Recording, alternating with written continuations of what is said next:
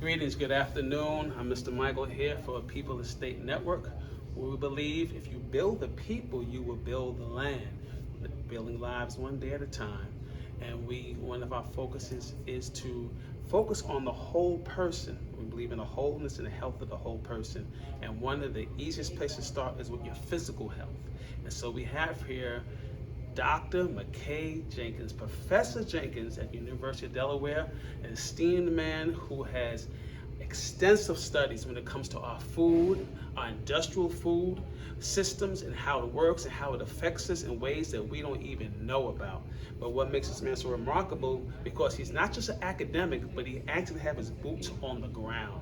I mean, his dirt is actually under his fingernails, because he's here actually helping to actually put into work what he already knows. Instead of telling you about it, he's being about it. So we're glad to have him here, Mr. McKay Jenkins.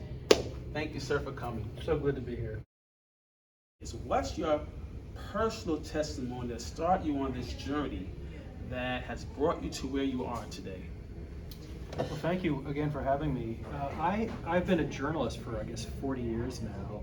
And like many journalists and later as an academic, I think I started with research and history, trying to understand problems. In my case, understanding environmental problems and understanding racial problems. Initially separate from each other, but as I got more and more into it, I realized how intertwined they were. And about 25 years ago, I moved to Baltimore, where I saw very plainly how intersected all this stuff was, how the history and the ecology and the gaps in income, the gaps in tree cover, the gaps in food access, all this stuff was completely interconnected. So then, as I continued to write about it and teach about it, I became unsatisfied with that being the end of my involvement. So I became very deeply connected with community groups in the city of Baltimore doing food justice work and doing what we would call urban reforestation or urban ecological restoration. So going into communities that have long since been neglected by centers of power, centers of finance, and giving as much help as I can with the access that I have to university money, university students, grant writing, and scientific know-how, and trying to help communities as much as possible within the city of Baltimore.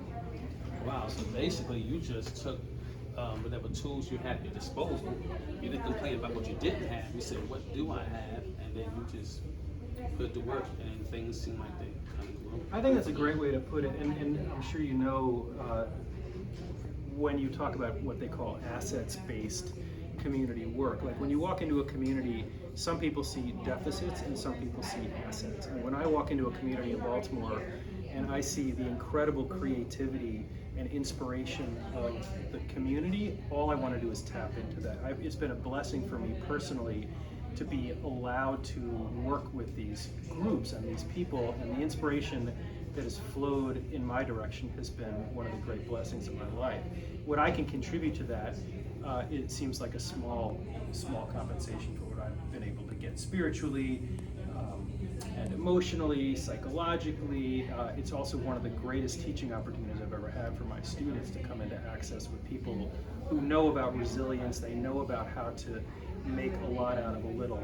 We've really learned a lot, and Baltimore has since become really a national laboratory for the work that community groups, government groups, academic groups, nonprofit groups, they are doing it all together because we have to work together. And so that's what I've been learning. Okay, unity in the community. Okay, just to switch the question up a little bit here. Since the pandemic, over 4 years ago, there has been more conversations than ever before about physical health, especially when it pertains to what we eat and the way that we eat. Why is that a good thing? Well, I guess if you want to think of it that way, I would add the death of George Floyd to the COVID pandemic, because COVID plus the uprising after George Floyd made people finally wake up to a lot of disparity. So not just, wealthy people thinking about their health. This was everybody was thinking about their health and their access to health and their access to good food. And they started to rise up and say, we need to do more. We need to ask for more. We need to engage more with all of these questions. So COVID made everybody's access to food more difficult, but the poorer you were and the blacker or browner you were, the more challenging it was than it was for anybody else. So if you look at charts of food access, especially healthy food access during the pandemic, the most vulnerable people became much more negatively affected during COVID than they were even before. So this really made the access to good food a public health crisis. And we learned a lot from that, and we are continuing to learn and continuing to grow to make sure these kinds of things get on the right path. Okay, so you are a dissenting voice. You could be even considered a whistleblower, maybe, so to speak, when it comes to the practices of the industrial food systems. But what do you tell people who wonder why our elected officials do not protect us from these corporations who control the national or global food supply? That is a very, very deep question that would take many hours to answer fully, as I'm sure you know. I mean, I'll give you some very basic things. Politicians are always chasing money. That's how they get reelected. That's how they aggregate power. Who has a lot of money? Do community groups have a lot of money? No. Do nonprofits have a lot of money? No. Who has a lot of money? Corporations have a lot of money. So the food corporations are the ones that have the most powerful voice in the food industry. So when you look at the way governments subsidize food, they are pouring their money back into the industrial partners that they have that put them into office. So you look at line items in the federal budget for giant agribusinesses and you compare that to the amount of money that is given to small organic farmers, and they are like orders of magnitude more for industrial food. Research universities, including my own, are massively more funded to support industrial ag than they are to support small scale, community, urban, organic, fill in the blank for community access, high quality organic food. It really is it's a fundamental extension of the financial relationship between those who have power and money and those who don't. So that is like a fundamental question, and everything else percolates out from there. Okay, so whether we all agree that the industrial food system is broken, or let's say some of us may say there's nothing wrong with it, it's okay just as it is, why is food sovereignty or food justice always in the superior position as the healthiest food supply option for us? Well, food sovereignty is one of the most important concepts that I'm involved in. And what I mean, and I assume what you mean by food sovereignty, means having local communities have some control over their own food. So it could mean growing your own food. It could mean having more choices over your own food. It could be controlling your own food. So if you live in a community that has nothing but chicken nuggets available for you to eat, that is the opposite of food sovereignty, because you're not growing those chicken nuggets, and you don't even have an option not to eat a chicken nugget because that's all that's available on the corner. That is the opposite of food sovereignty. Now, the company that's selling you the chicken nuggets might be quite happy with that arrangement, but that's not good for you and it's not good for the community. Food sovereignty would mean a community where you can walk down the street and have your own garden plot, or maybe you know your own farmer and you know that he's not using herbicides on his crops. Maybe he's an organic farmer, but he's giving you highly nutritious food that's making you and your family healthy. That is a radically different food model than buying, industrial scale fast food or junk food, which is what most Americans are eating most of the time. Well, it sounds to me like then that's food sovereignty or food justice, or even permaculture system, that's the hope, the balance, the way the balance is scaled, so where people don't have to feel there's no hope. If they feel I don't have any money, the politicians are and the corporations are working hand in hand.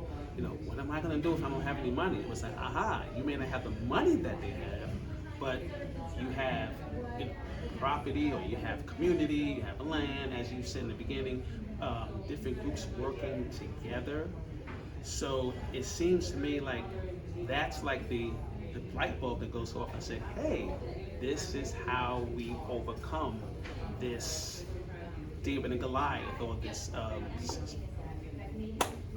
should say it, unhealthy situation that we're in. Thank you for that. You know what's beautiful about what you just said is that if you just take 2 seconds to think about it, you realize that all people in all countries in all time have grown food for themselves and searched for food for themselves and supported their own community.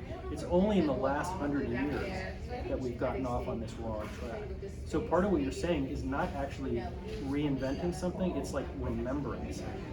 And that is true in Black food culture, it's true in indigenous food culture, it's true in European food culture, it's true in South American food culture. Everybody, everywhere, for all time, grew their own food. And recently we haven't.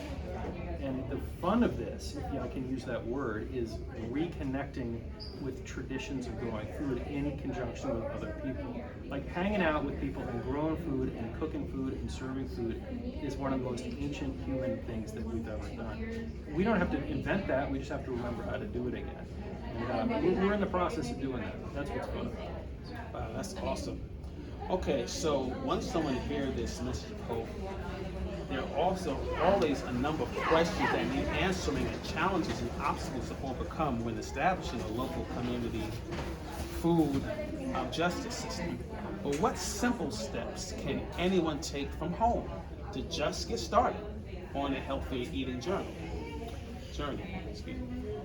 I would say plant yourself a tomato for starters, and grow a tomato. If you've never grown anything before, try planting a tomato in a pot and you'll get a lot of pleasure out of that. That's the first thing to do.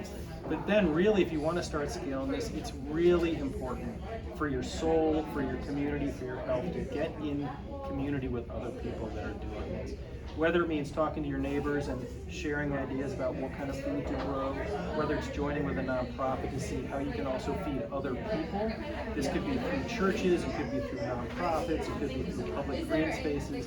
The communal work, the collective work of growing and serving food is one of the most uplifting things that you can do. So you want to combat the idea that you're doing this in isolation. Like, it's really important to do this with people. That's where the joy comes from. Wow, awesome. Okay, can you share with us something that we cannot find if we Google it, or we wouldn't know what to put in the search box, or that is not included in any of your previous books or publications that you feel that we need to know? Yeah, I think, just to kind of repeat what I said before, I think the pleasure that you get working side by side with someone growing food or cooking food is a great renewable resource. So with my students and my friends and colleagues, we're growing food, but we also go to community kitchens and we're cooking food for 100 people a week, 600 people a week, whatever it is, and you get this sense of joy that is more typically associated with being in church, because what you're doing is you're uplifting the community in the deepest way, like you're feeding people. That is an ancient thing to do, and when you tap into that energy, it's very inspiring.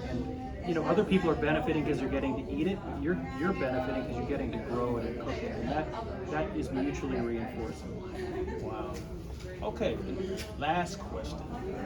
How can people reach out to you, or where can they find your books or other publications? People can email me. My email address is mckay@udel.edu, and my website is mckayjenkins.com. I got an Instagram account, I got a Facebook account. I'm available to anybody who wants to get in touch. Wow, awesome. Thank you once again for your time today. Thank you for having me. Very much. Oh, wait, no.